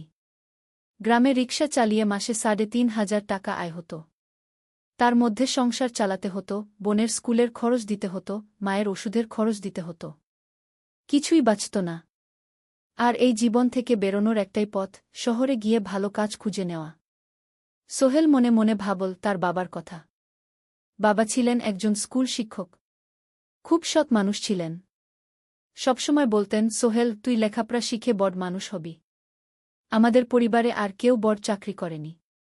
তুই করবি। কিন্তু বাবা যখন মারা গেলেন তখন সোহেল মাত্র এসএসসি পরীক্ষা দিয়েছে। ফলাফল ভালো হয়েছিল, জিপিএ অর্ধচতু। কিন্তু বাবার মৃত্যুর পর আর পড়া হল না। পরিবারের দায়িত্ব নিতে হল। ট্রেন ছাড়ল। সোহেল জানালার পাশে বসে বাইরে তাকাল। ধানক্ষেত, নদী, ছোট ছোট গ্রাম, সব পেছনে ফেলে ট্রেন এগিয়ে চল। সোহেলের মনে হল সে যেন তার পুরনো জীবনটাকেও পেছনে ফেলে আসছে। ট্রেনে একজন হকার এসে চা বিক্রি করছিল। সোহেল একটা চা কিনল। ১০ টাকা। চা খেতে খেতে সে ভাবছিল, চট্টগ্রাম পৌঁছে কি হবে। করিম মামা তাকে সাহায্য করবেন তো? চাকরি পাওয়া যাবে তো? করিম মামা আসলে সোহেলের খুব দূর সম্পর্কের মামা। সোহেলের দাদির বোনের ছেলে। অনেক বছর আগে গ্রাম ছেড়ে চট্টগ্রামে চলে গিয়েছিলেন। সেখানে একটা কনস্ট্রাকশন কোম্পানিতে কাজ করেন। বছরে একবার দুবার গ্রামে আসতেন। গত বছর যখন এসেছিলেন তখন সোহেলের মাকে বলেছিলেন, সোহেলকে চট্টগ্রাম পাঠান। আমি একটা কাজের ব্যবস্থা করে দেব। সেই কথাতেই ভরসা করে সোহেল আজ এই যাত্রা। দ্বিতীয় অধ্যায়, নতুন শহর। চট্টগ্রাম পৌঁছাতে প্রায় ৬ ঘণ্টা লেগে গেল। দুপুর ১টা বাজে। সোহেল স্টেশন থেকে বের হয়ে শহরের রাস্তায় দাঁড়াল। কি বিশাল শহর! এত গাড়ি, এত মানুষ। চারদিকে উঁচু উঁচু বিল্ডিং, দোকানপাট, মানুষের ভিড়। সোহেল কিছুক্ষণ দাঁড়িয়ে থাকল, সব কিছু দেখতে দেখতে। তার মনে হচ্ছিল সে যেন অন্য কোনো পৃথিবীতে এসে পড়েছে। তার পকেটে একটা ছোট্ট কাগজ আছে। সেখানে লেখা একটা ঠিকানা, করিম মিয়া, বাড়ি নং ২৩, রোড নং ৫, আগ্রাবাদ, চট্টগ্রামকে। সোহেল একটা রিকশা ডাকল। কত নেবেন আগ্রাবাদ যেতে? ৫০ টাকা গু। সোহেল রিকশায় উঠল। রাস্তার দুধারে দোকান, মার্কেট, অফিস, সব কিছু দেখতে দেখতে সে অবাক হয়ে গেল। এত বড় শহর, এত কিছু! গ্রামের সেই ছোট্ট বাজারের সাথে কোনো তুলনাই হয় না। প্রায় আধা ঘণ্টা পর রিকশা একটা পুরনো বাড়ির সামনে থামল। ৩ তলা বাড়ি, কিন্তু রং উঠে গেছে। সিঁড়ি দিয়ে উঠে ৩য় তলায় করিম মামার ফ্ল্যাটে নক করল। দরজা খুলল এক মধ্যবয়সী মহিলা। কে? আসসালামু আলাইকুম আপা। আমি সোহেল। নোয়াখালীর গ্রাম থেকে এসেছি। করিম মামা বাড়িতে আছেন? মহিলা তাকে মাথা থেকে পা পর্যন্ত দেখল। করিম তো অফিসে গেছে। তুমি কে? কোথা থেকে এসেছ? সোহেল সব খুলে বলল। মহিলা তাকে ভেতরে ঢুকতে দিল। বসো। করিম সন্ধ্যায় ফিরবে গু। ফ্ল্যাটটা ছোট। ২টো রুম, একটা ছোট্ট রান্নাঘর আর একটা বাথরুম। কিন্তু সোহেলের কাছে খুব সুন্দর লাগল। গ্রামের সেই টিনের ঘরের চেয়ে তো অনেক ভালো। মহিলা তার নাম জানাল, সালমা। করিম মামার স্ত্রী। তাদের ২টো ছেলে, একজন ক্লাস 8-এ পড়ে, আরেকজন ক্লাস 5-এ। খেয়েছ? সালমা আপা জিজ্ঞেস করল। না আপা গু। অপেক্ষা করো। ভাত আছে, মাছ আছে। খাও। সোহেল প্রথমে রাজি হতে চাইল না। কিন্তু খুব খিদে পেয়েছিল। সকাল থেকে শুধু একটা চা আর বিস্কুট খেয়েছে। খাওয়া দাওয়ার পর সোহেল বসে রইল। সালমা আপা তাকে গল্প করতে লাগল। তোমার মা কেমন আছেন? তোমার বোন? ভালো আছে আপা। মার একটু গেটে বাত আছে। ওষুধ খাচ্ছেন। বোন স্কুলে পড়ে কু। তুমি কি করতে চাও এখানে? চাকরি খুঁজছি আপা। যে কোনো কাজ করব। বাসায় মা আর বোনকে টাকা পাঠাতে হবে। সালমা আপা মাথা নাড়ল। করিম তোমার জন্য কিছু একটা করবে। সে ভালো মানুষ গ। সারাদিন অপেক্ষা করু সোহেল। সন্ধ্যা ৬টায় করিম মামা ফিরলেন। ৫০-এর কাছাকাছি বয়স, কালো রঙের প্যান্ট শার্ট পরা, হাতে একটা ব্যাগ। আরে সোহেল, কবে এলি? করিম মামা খুশি হয়ে বললেন। আজ সকালে মামা গু। করিম মামা তাকে জড়িয়ে ধরলেন। অনেকদিন পর দেখলাম। কেমন আছিস? ভালো আছি মামা গি। ভালো করেছিস এসে। এখানে অনেক সুযোগ আছে। তোর জন্য একটা কাজের ব্যবস্থা করে দেব। তবে প্রথমে কয়েকদিন এখানে থাক। শহরটা একটু চিনে নে। তারপর কাজে যোগ দিবি। সোহেলের মনে আসার আলো জ্বল। সে ভাবল হয়তো তার ভাগ্য এবার পাল্টাবে। তৃতীয় অধ্যায়, প্রথম চাকরি। এক সপ্তাহ পরে করিম মামা সোহেলকে তার কোম্পানিতে নিয়ে গেলেন। কোম্পানির নাম আলামিন কনস্ট্রাকশন। অফিসটা শহরের কেন্দ্রে ৫ তলা একটা বিল্ডিংয়ের দোতলায়। মালিক আলী সাহেব। ৫০-এর কাছাকাছি বয়স, মোটা চেহারা, চোখে সোনার ফ্রেমের চশমা। বড়লোক মানুষ, কিন্তু খুব কড়া। এই ছেলেটাকে কি কাজে লাগাবেন? আলী সাহেব করিম মামাকে জিজ্ঞেস করলেন। স্যার, ও আমার আত্মীয়। গ্রাম থেকে এসেছে। খুব পরিশ্রমী। যে কোনো কাজে লাগাতে পারেন। আলী সাহেব সোহেলের দিকে তাকালেন। তুমি কি পড়েছ? Sir, SSC pass. জিপিএ অর্ধচতু। হুম। ভালো। কম্পিউটার চালাতে পারো? না স্যার, পারি না। কিন্তু শিখতে চাই। আলী সাহেব একটু ভাবলেন। ঠিক আছে। তোমাকে অফিসের কাজে রাখব। ফাইল গুছানো, চা বানানো, কাগজপত্র নিয়ে যাওয়া না, এসব। মাসে ৫,০০০ টাকা। রাজি আছো? জি স্যার। সোহেল খুশি হয়ে গেল। ৫,০০০ টাকা। রিকশা চালিয়ে ৩,৫০০ পেত। এখানে ৫,০০০। কাজ শুরু হলো পরদিন থেকে। সকাল ৮টায় অফিসে যেতে হয়, ফিরতে হয় সন্ধ্যা ৭টায়। প্রথম দিন সোহেল ঘুম থেকে উঠল ভোর ৫টায়। তৈরি হয়ে ৭:৩০টায় অফিসের উদ্দেশ্যে বের হল। করিম মামার বাড়ি থেকে অফিস প্রায় ৫ কিলোমিটার। বাসে যেতে হয়। অফিসে পৌঁছে সোহেল দেখল সেই প্রথম আলী সাহেব এখনও আসেননি। অফিস খোলা ছিল না। ৮-১০ মিনিট পর একজন লোক এসে অফিস খুল। তুমি নতুন? জি। আমি সোহেল। আমি জাহিদ, অ্যাসিস্ট্যান্ট ম্যানেজার। এসো। জাহিদ ভাই সোহেলকে সব কিছু দেখাল। অফিসে মোট ৬ জন কর্মচারী। ২ জন ইঞ্জিনিয়ার, একজন অ্যাকাউন্ট্যান্ট, একজন অ্যাসিস্ট্যান্ট ম্যানেজার, জাহিদ ভাই, একজন রিসেপশনিস্ট, আর এখন সোহেল। সোহেলের কাজ শুরু হলো চা বানানো দিয়ে। তারপর অফিস পরিষ্কার করা, ফাইল গুছানো, কাগজপত্র এক জায়গা থেকে আরেক জায়গায় নিয়ে যাওয়া। কাজ কঠিন না, কিন্তু সারাদিন দৌড়ঝাঁপ করতে হয়। দুপুরে খাবারের জন্য আধা ঘন্টা বিরতি। সোহেল একটা ছোট হোটেলে গিয়ে ভাতডাল তরকারি খেল। ৫০ টাকা। সন্ধ্যায় অফিস বন্ধ হল। সোহেল ক্লান্ত হয়ে বাসায় ফিরল। কেমন লাগল প্রথম দিন? করিম মামা জিজ্ঞেস করলেন। ভালো মামা। অনেক কিছু শিখলাম। প্রথম মাসের শেষে সোহেল বেতন পেল ৫,০০০ টাকা। সে ৩,০০০ টাকা মাকে পাঠাল। মা ফোনে কাঁদতে লাগলেন। আল্লাহ তোকে ভালো রাখুক সোহেল। সোহেলের চোখেও জল এলো। তার মনে হল সে একটা বড় কাজ করতে পেরেছে। চতুর্থ অধ্যায়, শহরের জীবন। ৩ মাস কেটে গেল। সোহেল এখন শহরের সাথে মিশে গেছে। প্রতিদিন অফিসে যাওয়া আসার পথে সে দেখে হাজারো মানুষের জীবন। কেউ সফল, কেউ ব্যর্থ। কিন্তু সবাই চলছে নিজের পথে। সোহেল অফিসের কাজের পাশাপাশি কম্পিউটার শেখার চেষ্টা করছে। অফিসে একটা কম্পিউটার আছে। যখন কেউ ব্যবহার করে না, তখন সোহেল একটু একটু শিখার চেষ্টা করে। জাহিদ ভাই তাকে সাহায্য করেন। সোহেল, তুমি যদি কম্পিউটার ভালোভাবে শিখতে পারো, তাহলে তোমার ভবিষ্যৎ উজ্জ্বল। জাহিদ ভাই একদিন বললেন। কিভাবে শিখব ভাই? ট্রেনিং সেন্টারে যাও।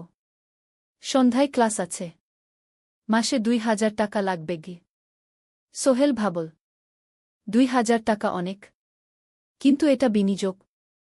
ভবিষ্যতের জন্য। সে একটা ট্রেনিং সেন্টারে ভর্তি হল। সপ্তাহে ৩ দিন, সন্ধ্যা ৭:৩০ থেকে রাত ৯টা পর্যন্ত ক্লাস। কম্পিউটারের basic, word, excel, PowerPoint, internet ব্যবহার। একদিন অফিস থেকে ফেরার সময় সোহেল একটা দোকানে চা খেতে গেল। দোকানের পাশেই একটা ছোট্ট মুদি দোকান।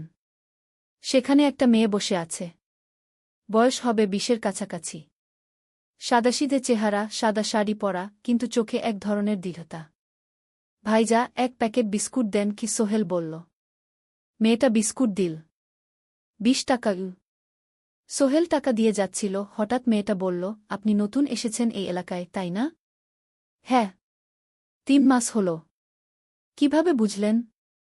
আপনার চেহারা দেখেই বোঝা যায়। এখনও গ্রামের ছোঁয়া আছে। আর আপনি প্রতিদিন এই পথ দিয়ে যান। দেখেছি কি? মেয়েটা হাসল। সোহেলও হেসে ফেল। আপনি খুব পর্যবেক্ষক মনে হচ্ছে গি। জীবনে অনেক কিছু দেখেছি। তাই মানুষকে চিনতে শিখেছি গি। আপনার নাম? মিনা। এই দোকান আমার বাবার। উনি অসুস্থ, তাই আমি দেখছি গু। সেদিন থেকে সোহেল প্রায়ই সেই দোকানে যেতে শুরু করল। মিনার সাথে গল্প করত। ধীরে ধীরে তাদের মধ্যে একটা বন্ধুত্ব তৈরি হল। মিনাও তার জীবনের গল্প বলল। মিনার মা মারা গেছেন যখন সে মাত্র 7 বছরের। বাবা আব্দুল হামিদ একা হাতে মিনাকে বড় করেছেন। মুদি দোকান দিয়ে সংসার চালান। মিনা কলেজে পড়ে, অনার্স 2nd ইয়ার। সকালে কলেজে যায়, দুপুরে ফিরে এসে দোকান সামলায়। বাবার হার্টের সমস্যা আছে, তাই ভারী কাজ করতে পারেন না। তোমার স্বপ্ন কি? একদিন সোহেল জিজ্ঞেস করল। গ্র্যাজুয়েশন শেষ করে একটা ভালো চাকরি করব। তারপর বাবাকে ভালো চিকিৎসা করাব। তুমি? আমিও চাকরি করে পরিবারকে ভালোভাবে দেখভাল করতে চাই। মা আর বোনকে নিয়ে শহরে আনব একদিন গু। দুজনেই নিজেদের স্বপ্নের কথা বলতে গিয়ে বুঝল তাদের স্বপ্ন অনেকটা একই রকম। 5ম অধ্যায়, বিপদ। 6 মাস কেটে গেল। সোহেল এখন আলী সাহেবের খুব প্রিয় কর্মচারী। সে শুধু চা বিস্কুট দেওয়ার কাজই করে না, এখন কম্পিউটারেও কিছু কাজ শিখেছে। ছোটখাটো টাইপিং, ডেটা এন্ট্রি এসব করতে পারে। আলী সাহেব খুশি হয়ে তার বেতন বাড়িয়ে 8,000 টাকা করে দিয়েছেন। একদিন রাতে সোহেল অফিস থেকে ফিরছিল। সেদিন একটু দেরি হয়ে গেছে। রাত প্রায় 9টা। সাধারণত সোহেল সন্ধ্যা 7:30টায় ফিরে। কিন্তু সেদিন অফিসে একটা জরুরি কাজ ছিল। বাস থেকে নেমে সোহেল বাড়ির দিকে হাঁটছিল। হঠাৎ একটা অন্ধকার গলিতে 3 জন লোক তাকে ঘিরে ধরল। তাদের চেহারা দেখেই বোঝা যাচ্ছিল ভালো উদ্দেশ্য নিয়ে আসেনি। টাকা দে তাড়াতাড়ি, একজন বলল। তার হাতে একটা ছুরি। সোহেল ভয় পেয়ে গেল। ভাই, আমার কাছে খুব কম টাকা আছে গি। যা আছে দে। তাড়াতাড়ি করো। সোহেল কাঁপতে কাঁপতে তার পকেট থেকে 5 টাকা বের করে দিল। এই টাকা দিয়ে সে বাজার করবে ভেবেছিল। কিন্তু ছিনতাইকারীরা সন্তুষ্ট হল না। শুধু 5 টাকা? তোর ব্যাগে কি আছে? তারা সোহেলের ব্যাগ কেড়ে নিল। ব্যাগে ছিল তার মোবাইল, কম্পিউটার ট্রেনিং সেন্টারের সার্টিফিকেট আর কিছু গুরুত্বপূর্ণ কাগজপত্র। না ভাই, ব্যাগটা ফেরত দেন। ওতে আমার জরুরি জিনিস আছে। মোবাইল নিয়ে নেন, কিন্তু ব্যাগটা দেন গু। কিন্তু ওরা শুনল না। একজন সোহেলকে জোরে ধাক্কা দিল। সোহেল পড়ে গেল।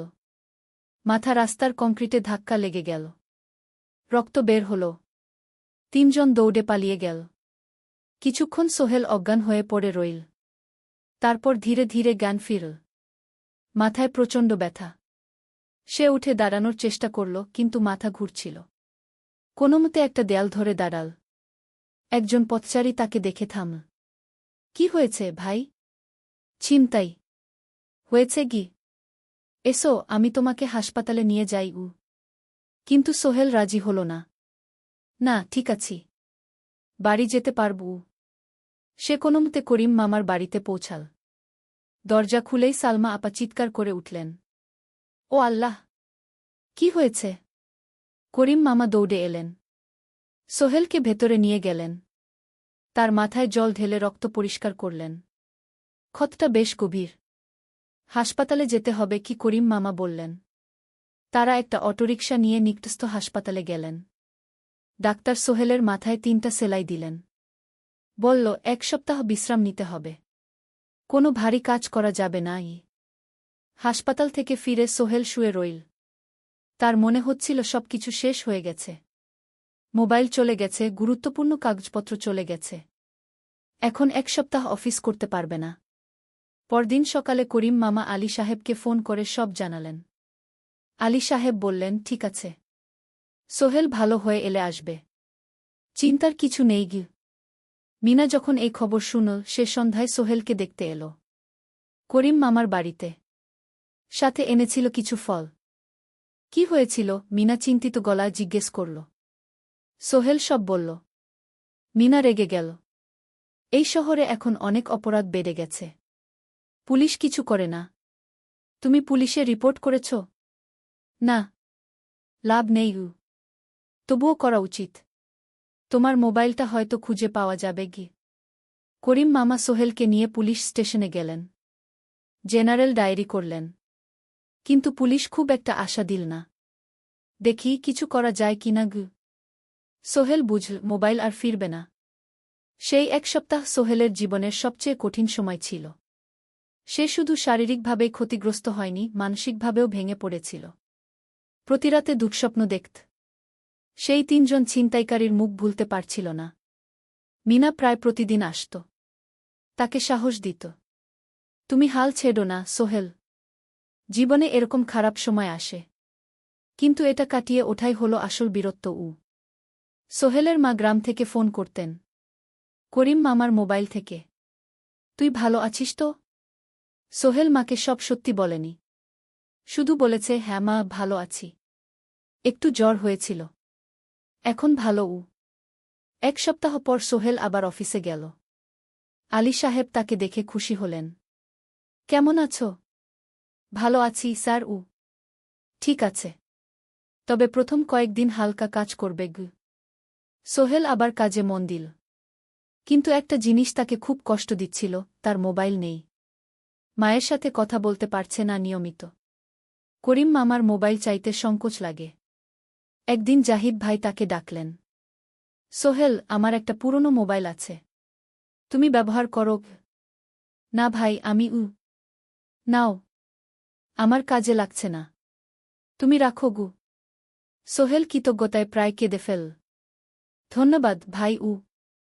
মোবাইল পেয়ে সোহেল প্রথমেই মাকে ফোন করল। মা খুব খুশি হলেন। এতদিন ফোন করিসনি কেন? মা, মোবাইলটা নষ্ট হয়ে গিয়েছিল। নতুন নিয়েছি। মায়ের গলায় স্বস্তি ফুটে উঠল। ৬ষ্ঠ অধ্যায়, নতুন সুযোগ। আরও ৩ মাস কেটে গেল। সোহেল পুরোপুরি সুস্থ হয়ে গেছে। তার জীবন আবার স্বাভাবিক হয়ে এসেছে। সে এখন কম্পিউটার ট্রেনিং শেষ করেছে। সার্টিফিকেট পেয়েছে। কিন্তু একটা ঘটনা তার জীবনে বড় পরিবর্তন নিয়ে এলো। একদিন সকালে আলী সাহেব তাকে ডাকলেন। সোহেল, বসো। সোহেল বসল। মনে একটু ভয় লাগছিল। আলী সাহেব কি তাকে বকবেন? সোহেল, তুমি তো এখন কম্পিউটার চালাতে পারো? জি স্যার, একটু একটু শিখেছি। ভালো। আমি তোমার কাজ দেখছি। তুমি খুব পরিশ্রমী আর সৎ। আমাদের কোম্পানিতে এরকম মানুষের দরকার গু। সোহেল কিছু বুঝতে পারছিল না। আমি তোমাকে একটা সুযোগ দিতে চাই। আমাদের কোম্পানি একটা ট্রেনিং প্রোগ্রাম চালু করছে নতুন কর্মচারীদের জন্য। ৬ মাসের কোর্স। কম্পিউটার অ্যাকাউন্টিং, ভবন নির্মাণের হিসাব নিকাশ, প্রজেক্ট ম্যানেজমেন্ট সব শিখবে। কোম্পানি সব খরচ দেবে। ট্রেনিংয়ের সময় তোমার বেতনও চলবে। রাজি আছো? সোহেল বিশ্বাস করতে পারছিল না। স্যার, সত্যি? আমাকে এত বড় সুযোগ দিচ্ছেন? হ্যাঁ। তুমি ভালো ছেলে, পরিশ্রমী। আমি তোমাকে এগিয়ে দিতে চাই। ভবিষ্যতে তুমি এই কোম্পানির একজন গুরুত্বপূর্ণ কর্মচারী হবে। সোহেল কৃতজ্ঞতায় প্রায় কেঁদে ফেল। ধন্যবাদ স্যার। আমি কঠোর পরিশ্রম করব। আমি জানি। সেদিন সন্ধ্যায় সোহেল মিনার দোকানে গেল। মিনাকে খবরটা দিল। মিনা খুব খুশি হল। তার চোখে জল এসে গেল। তুমি পারবে সোহেল। আমি জানি। সোহেল তার মা আর বোনকেও ফোন করে খবরটা দিল। মা কাঁদতে লাগলেন। তোর বাবা বেঁচে থাকলে কত খুশি হতো। ট্রেনিং শুরু হলো পরের মাস থেকে।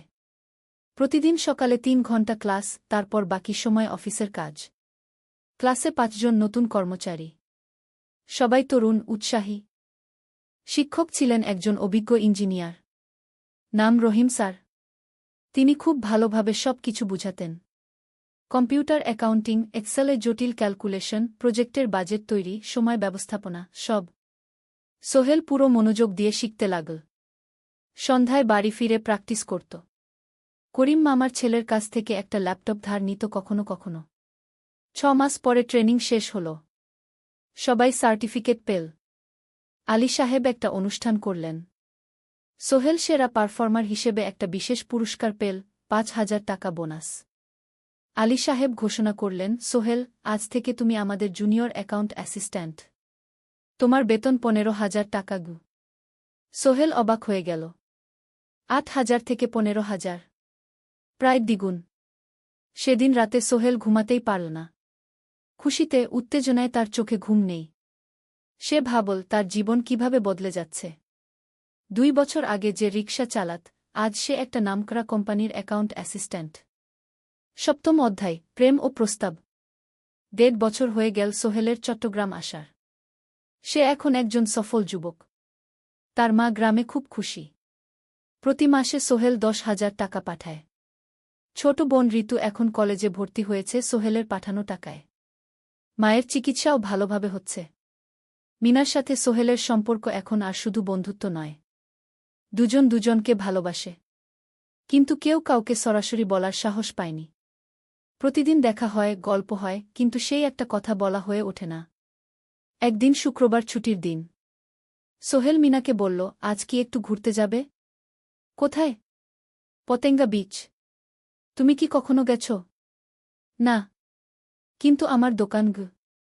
শুক্রবার। তোমার বাবা সামলাবে গু। মিনা রাজি হয়ে গেল। দুপুরে দুজনে বাস নিয়ে পতেঙ্গা গেল। সমুদ্র দেখে মিনা অবাক হয়ে গেল। কি সুন্দর! দুজনে বালিতে বসল। ঢেউয়ের শব্দ শুনতে শুনতে গল্প করছিল। হঠাৎ সোহেল বলল, মিনা, তোমার সাথে কিছু বলার ছিল। বলো। সোহেল একটা লম্বা শ্বাস নিল। তুমি জানো, আমি তোমাকে ভালোবাসি। মিনা হাসল। তার চোখ ভিজে গেল। জানি। আমিও তোমাকে ভালোবাসি, সোহেল গু। সোহেল অবাক হয়ে গেল। সত্যি? হ্যাঁ। অনেকদিন ধরেই জানি। তুমি আমার জীবনে এসে সব কিছু বদলে দিয়েছ। তোমার সাথে থাকলে আমার মনে হয় আমি যে কোনো কিছু করতে পারব গু। দুজনে কিছুক্ষণ চুপ করে বসে রইল। সমুদ্রের ঢেউ এসে পায়ে লাগছিল। সূর্য পশ্চিমে ঢলে পড়ছে। আকাশ লালকুমলা হয়ে গেছে। কিন্তু আমার বাবার সাথে কথা বলতে হবে কি? মিনা বলল। আমি তৈরি। যখন বলবে তখন বলবো। পরের সপ্তাহে সোহেল মিনার বাবার সাথে কথা বলল। আব্দুল হামিদ সাহেব প্রথমে একটু দ্বিধা করলেন। তুমি কোনো পরিবারের ছেলে? তোমার বাবা কি করতেন? সোহেল সব সত্যি বলল। তার বাবা ছিলেন স্কুল শিক্ষক। মারা গেছেন 10 বছর আগে। মা গ্রামে থাকেন। ছোট বোন কলেজে পড়ে। তুমি নিজে কি করো? আমি আলামিন কনস্ট্রাকশন কোম্পানিতে জুনিয়র অ্যাকাউন্ট অ্যাসিস্ট্যান্ট। মাসে 15,000 টাকা বেতন। আব্দুল হামিদ সাহেব ভাবলেন। তারপর বললেন, দেখো, মিনা আমার একমাত্র সন্তান। তার মা নেই। আমি একা তাকে বড় করেছি। আমি চাই মিনা একজন ভালো ছেলের সাথে বিয়ে হোক। তুমি দেখতে ভালো ছেলে মনে হচ্ছে। কিন্তু আমাকে তোমার মায়ের সাথে দেখা করতে হবে। তোমার পরিবারকে জানতে হবে। জি আঙ্কেল। আমি ব্যবস্থা করছি। সোহেল খুশিতে আটখানা। সে সেদিন রাতেই তার মাকে ফোন করল। মাকে সব বলল। মা প্রথমে অবাক হলেন। তারপর খুশি হলেন। মিনা মেয়েটা কেমন? খুব ভালো, মা। তুমি দেখলে পছন্দ করবে। ঠিক আছে। আমি আর ঋতু আসছি চট্টগ্রাম। 2 সপ্তাহ পর সোহেলের মা আর বোন চট্টগ্রাম এল। সোহেল তাদের নিয়ে মিনার বাড়িতে গেল। 2 পরিবার একসাথে বসল। মিনার বাবা সোহেলের মাকে দেখে খুশি হলেন। সোহেলের মা সহজ সরল ভদ্রমহিলা। আপনার ছেলে খুব ভালো। মিনা তাকে পছন্দ করে। আমিও রাজি গো, আব্দুল হামিদ সাহেব বললেন। আমার সোহেল সৎ ছেলে। মিনাকে খুব ভালোবাসে। আমি জানি ও মিনাকে সুখে রাখবে। কি? সোহেলের মা বললেন। বিয়ের তারিখ ঠিক হল 3 মাস পর। এই 3 মাসে সোহেল যথেষ্ট টাকা জমাবে। বিয়ে হবে সাদামাটা কিন্তু সুন্দর। 8ম অধ্যায়, নতুন পথ। 3 মাস কেটে গেল দ্রুত। সোহেল প্রতিদিন কঠোর পরিশ্রম করছিল। অফিসে তার কাজের প্রশংসা হচ্ছে। আলী সাহেব তাকে এখন ছোটখাটো প্রজেক্টের হিসাব দেখতে দিচ্ছেন। সোহেল তার সঞ্চিত টাকা দিয়ে বিয়ের আয়োজন করল। বিয়ে হল মিনার বাড়ির কাছের একটা কমিউনিটি সেন্টারে। খুব বেশি লোক আসেনি। দুই পরিবারের আত্মীয়-স্বজন আর অফিসের কয়েকজন সহকর্মী। কিন্তু অনুষ্ঠান ছিল খুব সুন্দর। সোহেল যখন মিনাকে বিয়ের পোশাকে দেখল, তার মনে হল পৃথিবীর সবচেয়ে সুন্দর মেয়ে সে। লাল শাড়ি পরা, মুখে হালকা মেকআপ, কিন্তু তার স্বাভাবিক সৌন্দর্য ছিল আসল। বিয়ের পর সোহেল একটা ছোট্ট ফ্ল্যাট ভাড়া নিল। 2 রুমের ফ্ল্যাট, মাসে ভাড়া 5,000 টাকা। মিনা এখনও তার পড়াশোনা চালিয়ে যাচ্ছে। আরও 1 বছর বাকি গ্র্যাজুয়েশন শেষ হতে।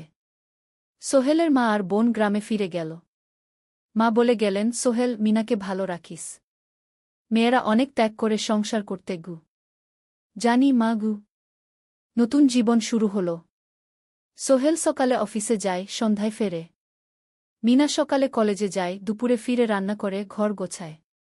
সন্ধ্যায় দুজনে একসাথে বসে পড়াশোনা করে, গল্প করে, টিভি দেখে। জীবন সুন্দর ছিল। কিন্তু চ্যালেঞ্জও ছিল। মাসিক খরচ, ভাড়া 5,000, বাজার 3,000, বিদ্যুৎ গ্যাস 1,000, মায়ের জন্য 5,000, মিনার কলেজের খরচ 1,200। মোট প্রায় 14,000 টাকা। বাঁচত মাত্র 1,000 খানেক। কিন্তু সোহেল হাল ছাড়ল না। সে সন্ধ্যায় একটা কম্পিউটার ট্রেনিং সেন্টারে পার্ট টাইম পড়ানো শুরু করল। সপ্তাহে 3 দিন 2 ঘন্টা করে। এতে মাসে আরও 3,000 টাকা আসতে লাগল। মিনাও বসে থাকল না। সে বাড়িতে বসে কয়েকজন স্কুলের ছাত্রছাত্রীকে টিউশন পড়াতে শুরু করল। মাসে 2,000 টাকা আয়। এভাবে কেটে গেল 6 মাস। দুজন মিলে পরিবার চালাচ্ছে, স্বপ্ন দেখছে। একদিন সোহেল বলল, মিনা, আমি একটা নতুন স্বপ্ন দেখছি গু। কি? আমি নিজে একটা ছোট্ট কনস্ট্রাকশন কোম্পানি খুলতে চাই। ছোট ছোট প্রজেক্ট নেব। বাড়ি মেরামত, ছোট বিল্ডিং বানানো, এসব। তোমার কি যথেষ্ট অভিজ্ঞতা আছে? আছে। আমি 2 বছর ধরে এই কাজের সাথে জড়িত। অনেক কিছু শিখেছি। আর আলী সাহেবও আমাকে সাহায্য করবেন গু। কিন্তু টাকা কোথায়? কোম্পানি খুলতে তো অনেক টাকা লাগবে গি। আমি জমাচ্ছি। আরও 1 বছর কাজ করব। তারপর চেষ্টা করব। মিনা তাকে সমর্থন দিল। তুমি পারবে। তোমার মধ্যে সেই শক্তি আছে গি। নবম অধ্যায়, চ্যালেঞ্জের সময়।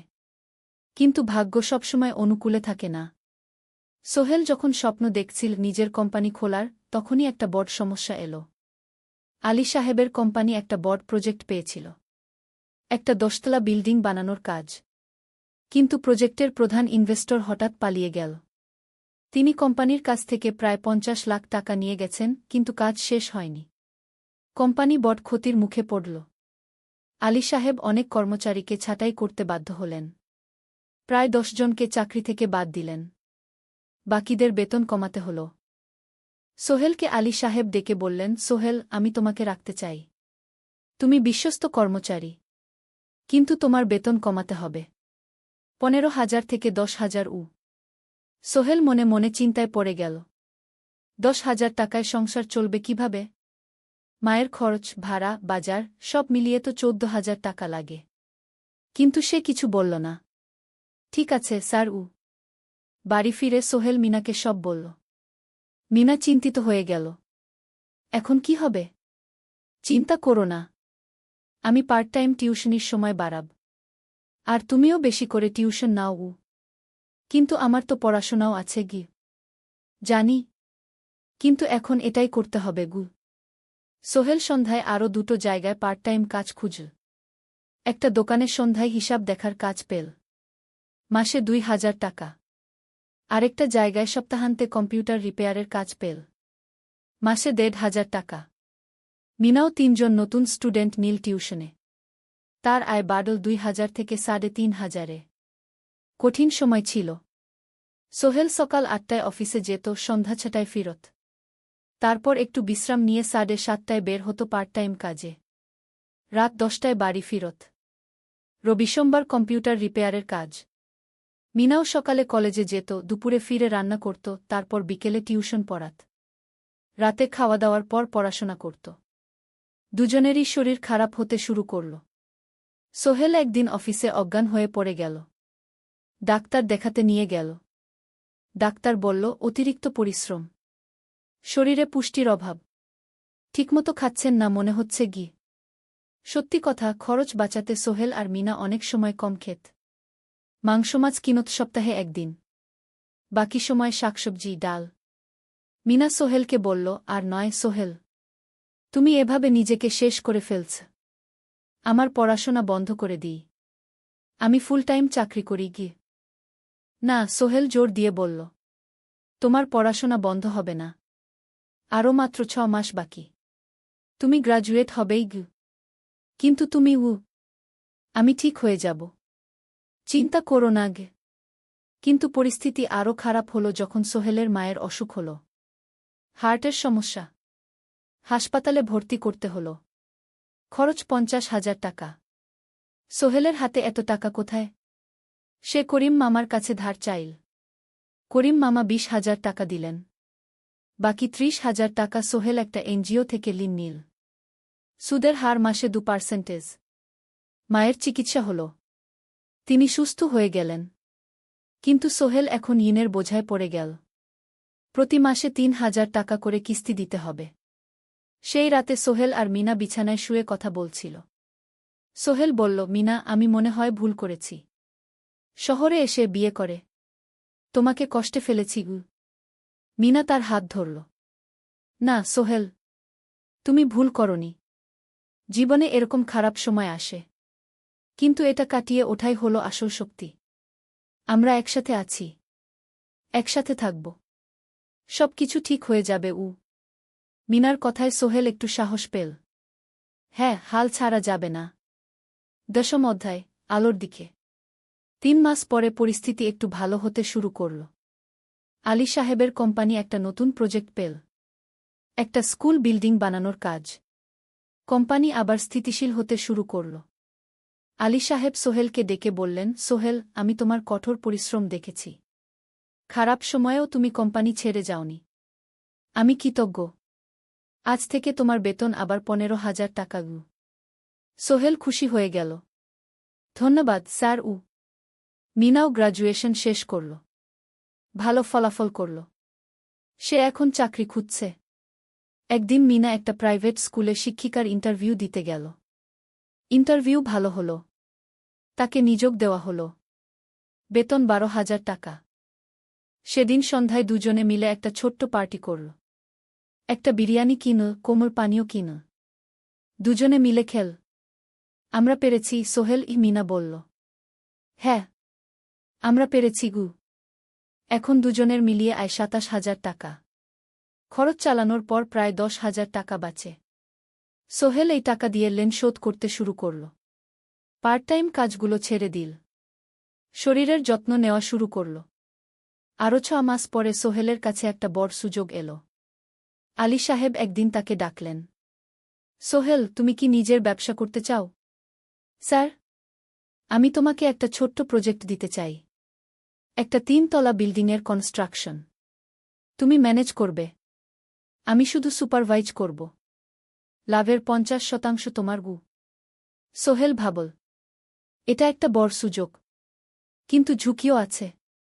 যদি কাজটা ভালোভাবে না হয়? স্যার, আমি চেষ্টা করব। কিন্তু যদি ভুল হয়?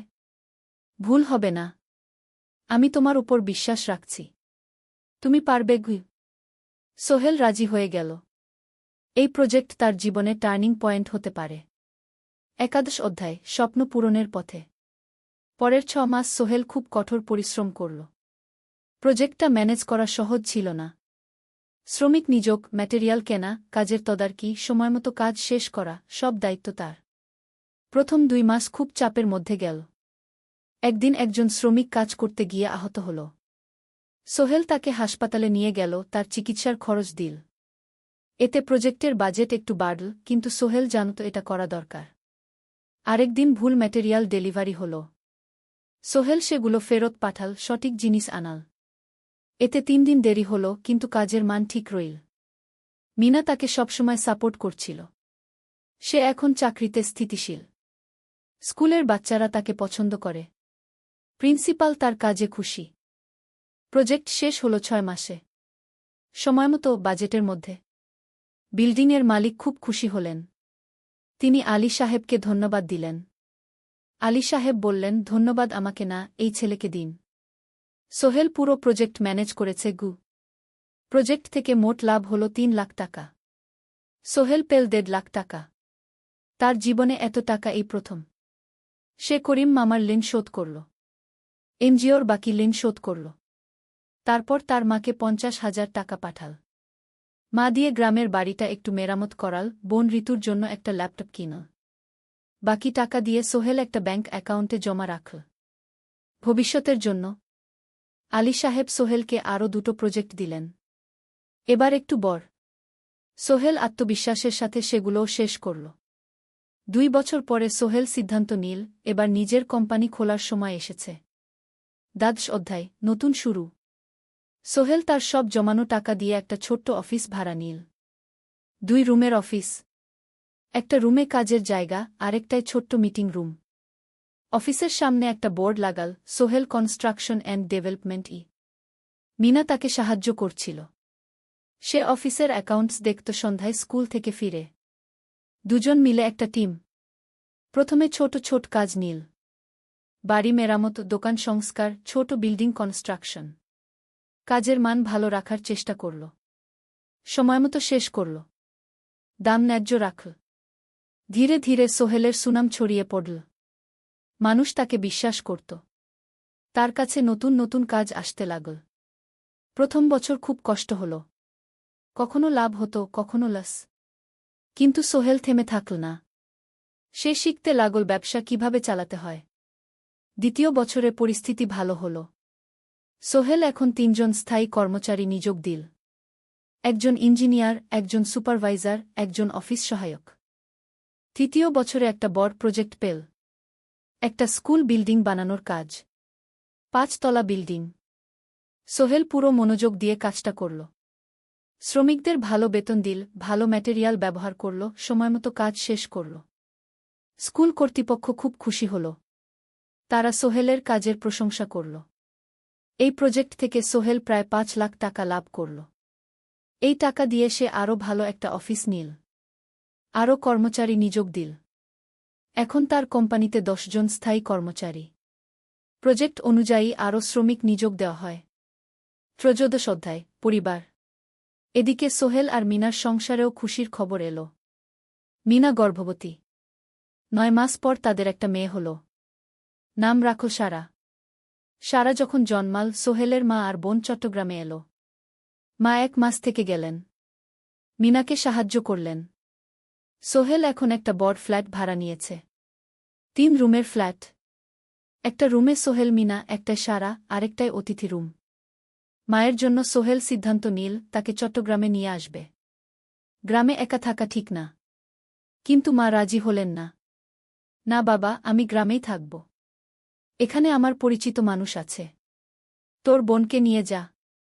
ও ঢাকায় পড়ছে, চট্টগ্রামে এনে ভালো কোথাও ভর্তি করিয়ে দেগি। সোহেল তাই করল। ঋতুকে চট্টগ্রাম বিশ্ববিদ্যালয়ে ভর্তি করিয়ে দিল। ঋতু এখন সোহেলের ফ্ল্যাটে থাকে, বিশ্ববিদ্যালয়ে পড়ে। সোহেলের মনে হল তার জীবন এখন পরিপূর্ণ। স্ত্রী, মেয়ে, বোন সবাই তার কাছে। ব্যবসা ভালো চলছে। মা গ্রামে সুখে আছেন। চতুর্দশ অধ্যায়, সফলতার শিখরে। 5 বছর কেটে গেল। সোহেল এখন একজন সফল উদ্যোক্তা।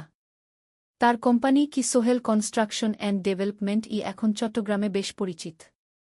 প্রায় 30 জন কর্মচারী তার অধীনে কাজ করে। সোহেল এখন শুধু ছোট প্রজেক্ট করে না, বড় বড় প্রজেক্টও করে।